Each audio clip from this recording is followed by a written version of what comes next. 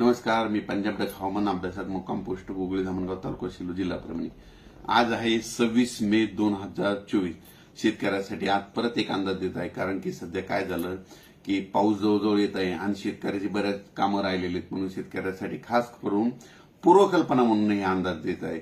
शेतकऱ्याला सांगू इच्छितो की बंगालच्या अंदमान निकोबार बेटावर 22 मे रोजी मान्सून चांगला सक्रिय झाला आणि सक्रिय झाल्याच्या नंतर चांगला समुद्र व्यापून टाकला। पण चक्रीवादळ झाल्याच्या नंतर काय झालं की त्यानं बाष्प थोडं ओढून घेतल्याच्या नंतर थोडा तो कमजोर होईल, परंतु 30 आणि 31 तारखेला मात्र परत पुन्हा सक्रिय होणार आहे आणि त्याच्यामुळे राज्यात महाराष्ट्रामध्ये परत मान्सूनसाठी चांगलं पोषक वातावरण तयार होणार आहे।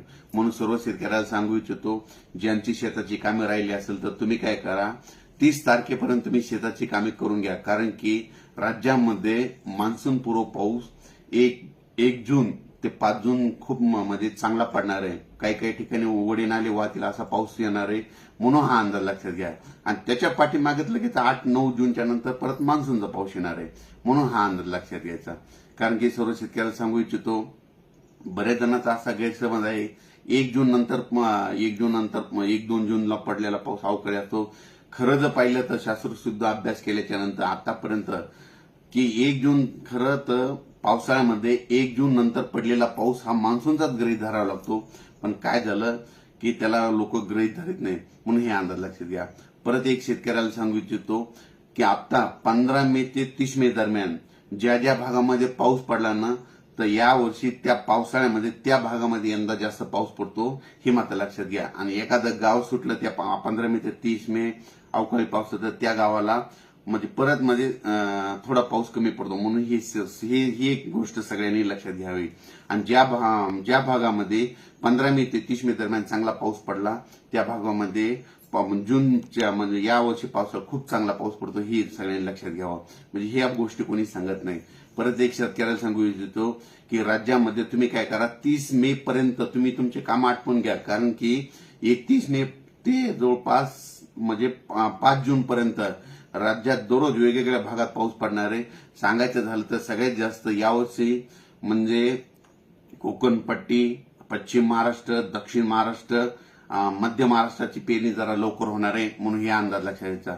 आणि विदर्भाची पेरणी मात्र 8-9च्या दरम्यान, म्हणजे 8-9च्या दरम्यान विदर्भ 9-10-11च्या दरम्यान 8-9-10-11च्या दरम्यान विदर्भाकडे मान्सून सक्रिय होणार आहे, म्हणून ही विदर्भातल्या शेतकऱ्यांनी अंदाज लक्षात घ्यायचा।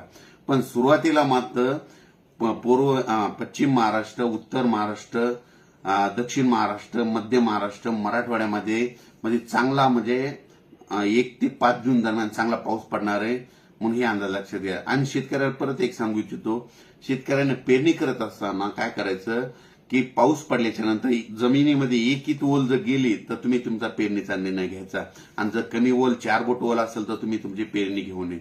आणि परत एक सांगू इच्छितो की 1 ते 5 जून पाऊस पडल्याच्या नंतर परत लगेच त्याच्या पाठीमागे मान्सूनच आहे, म्हणजे मान्सूनचा पाऊस येतोय, म्हणून हे देखील सगळ्यांनी लक्षात घ्यायचं। परत एक शेतकऱ्याला आणखी एक कल्पना म्हणून द्यायची आहे की आता म्हणजे आज आहे 26 मे, 27 आणि 28 मे दरम्यान राज्यामध्ये पश्चिम महाराष्ट्रामध्ये बऱ्याच ठिकाणी अवकाळी पाऊस पडणार आहे, वाऱ्याचं प्रमाण जास्त असणार आहे, म्हणून शेतकऱ्यांनी स्वतः विजेपासून वाऱ्यापासून स्वतःची काळजी घ्यावी, म्हणून ही अंदाज सगळ्यांनी लक्षात घ्यावा।